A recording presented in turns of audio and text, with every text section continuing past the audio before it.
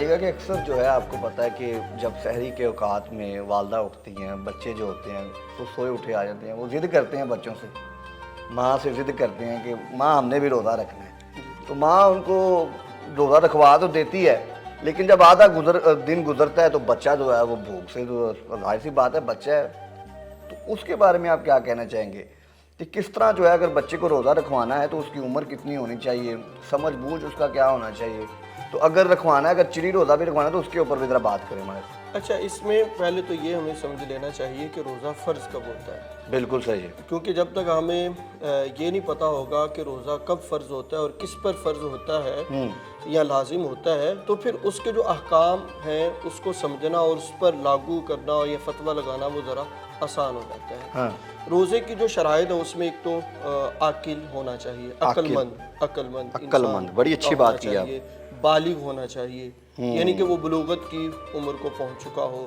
آزاد مسلمان ہونا چاہیے۔ تو مسلمان ہونا، عاقل ہونا اور بالغ ہونا، یہ بنیادی طور پر 3 شرطیں ہیں۔ اب جو بچے ہیں وہ ایک تو عاقل بھی اس طرح سے نہیں ہے، کیونکہ بچگانہ ذہن ہے، اور بچگانہ ذہن ہونے کی وجہ سے کچھ چیزوں کو وہ سمجھتے ہیں اور کچھ چیزوں کو نہیں سمجھتے، اور پھر وہ اپنی صحت کے لحاظ سے یا اپنے فزیک کے لحاظ سے وہ بالغ بھی اس طرح سے نہیں ہے، تو جو اسلام کے احکامات ہیں وہ ان کے اوپر لاگو نہیں ہوتے، حکم نہیں دیتا ہے، حکم نہیں ہوتے۔ لیکن کیونکہ گھر کے اندر ایک ماحول ہوتا ہے، بڑے سب روزہ رکھ رہے ہوتے ہیں، جو بالغ ہوتے ہیں، بوڑھے ہوتے ہیں، بزرگ ہوتے ہیں، سب رکھ رہے ہوتے بس ہیں، دیکھا دیکھی، تو بچوں کو بھی شوق ہوتا ہے کہ وہ بھی سحری کریں، وہ بھی افطاری کریں، وہ بھی روزہ رکھیں۔ تو جیسے نماز کے متعلق نبی کریم علیہ السلام کی ایک حدیث مبارکہ کا مفہوم ہے کہ جب بچہ 7 سال کا ہو جائے تو ذرا اس کو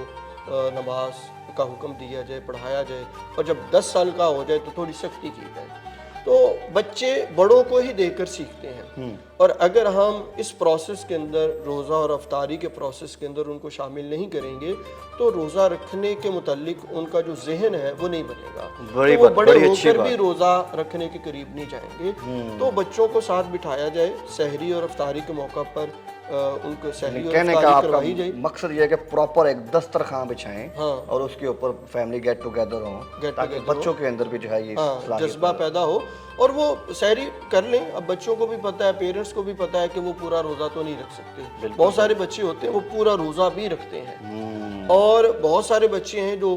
کچھ وقت کے لیے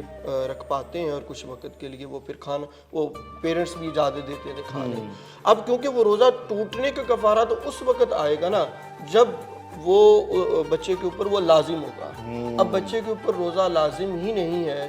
فرض ہی نہیں ہے، تو پھر اس طرح سے ان کا روزہ ہوتا بھی نہیں ہے۔ تو یہ بالغ کے متعلق میرے خیال میں یہ احکامات ہمیں دیکھنے چاہیے۔ بچوں کو موٹیویشن کے لیے، موٹیویٹ کرنے کے لیے عام طور پر روزہ رکھایا بھی جاتا ہے، اور یہ بچے کو بھی خود پتہ ہوتا ہے، پیرنٹس کو بھی خود پتہ ہوتا ہے کہ بھئی اس نے 10 بجے 12 بجے ظہر تک یا عصر کے بعد کچھ کھانا ہی کھانا ہے، تو ہم اس کو چڑی روزے کا نام دے کر کہ چڑی کو دیکھ لیا تو آپ کھا پی سکتے ہیں۔ یہ بڑا اچھا وسیم صاحب نے اس کا جواب دیا کہ بچہ جو ہوتا ہے نا اس کو آپ نے موٹیویٹ کرنا ہے، یعنی کہ سحر و افطار کے وقت آپ نے ایک دسترخوان بچھانا ہے، اس میں اپنے بچوں کو فیملی گیٹ ٹوگیدر کرنا ہے تاکہ بچوں کے اندر جو ہے نا اس کا جذبہ پیدا ہو۔ بہت شکریہ وسیم صاحب۔